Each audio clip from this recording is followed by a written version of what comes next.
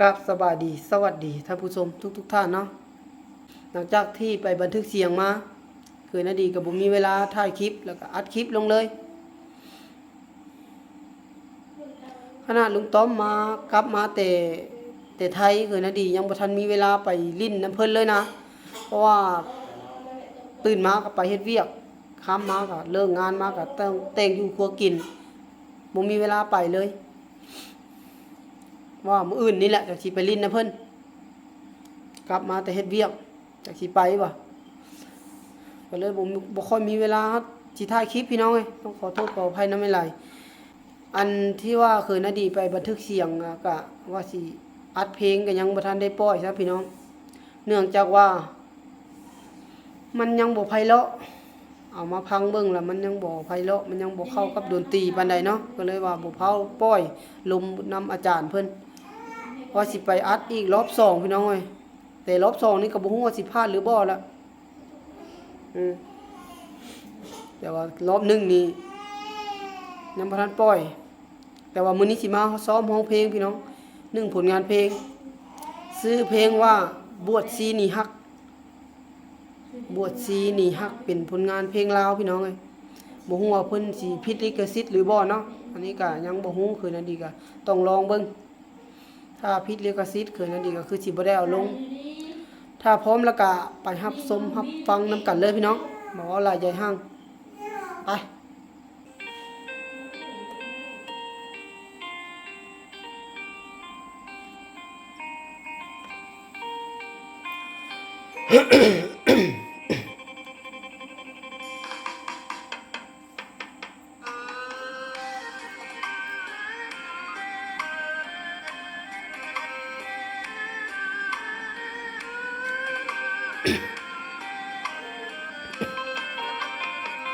อายจากน้องนางอ้างวางหัวใจจดจ่อบ่ลืมคนรอใจจดจ่อบ่ลืมสัญญาสู่งานเพื่อแฟนยากแค้นเท่าใดบ่ว่าก็หวังห่วมหอวิวาวันข้างหน้าสิมาถึงเฮาบ่คิดเลยหนอคนรออายใจจะเปลี่ยนจำเป็นบทเรียนใจเจ้าเปลี่ยนจากอายเป็นเขา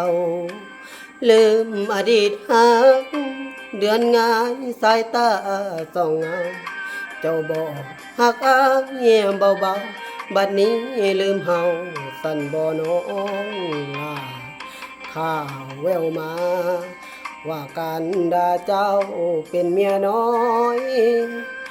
มันยาสำอ้อยเป็นเมียน้อยให้เขาเลือกทาง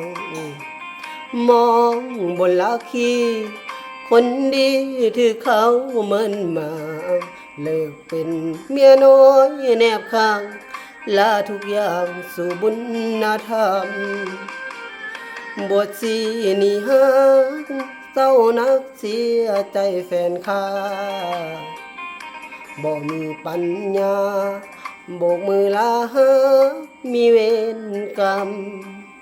สุขเถิดแม่สิขอความดีจงสวยสักนำบวชสีหนีความซอกซ้ำหากมีกรรมขอโมทนา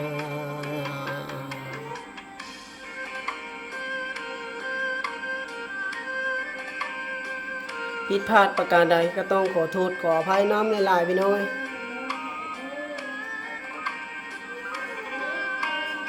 หลังจากที่ไปบันทึกเสียงมาคือนาดีก็ไม่ได้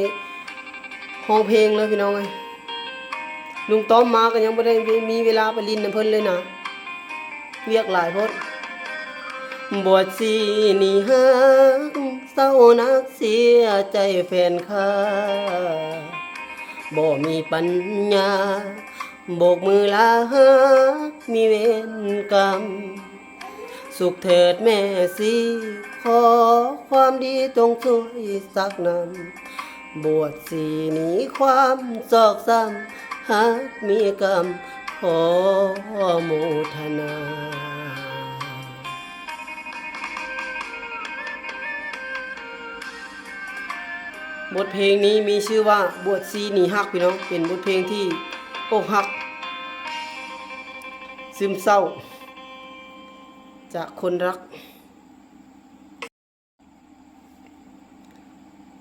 ก็ถือว่าจบไปแล้วพี่น้อง1ผลงานเพลง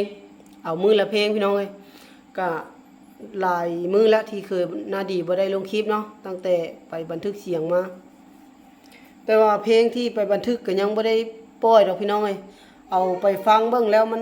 รู้สึกว่ามันยังบ่เข้ากับดนตรีปานใดยังบ่ไพเราะอะแหละหรือว่ายังบ่ม่วนก็เลยว่าบ่ฟ้าวปล่อยว่าสิไปอัดใหม่อีกเพิ่นว่าเพราะว่ามื้อนั้นน่ะไปแบบฟ้าวพังพี่น้องพาแม่น้องลิซ่าไปซื้อเครื่องอยู่ตลาดไปซื้อเครื่องซื้อของเพิ่นนี่แหละ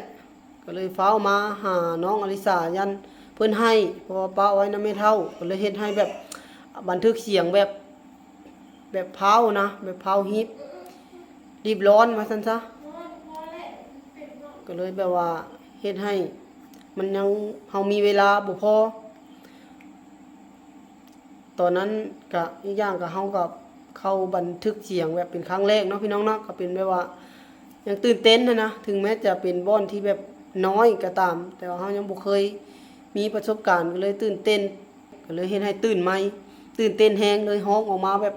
ยังบ่ค่อยสมบูรณ์ปานใดนะสรุปก็คือแบบว่ายังบ่ทันปล่อยพี่น้องเอ้ยว่าสิ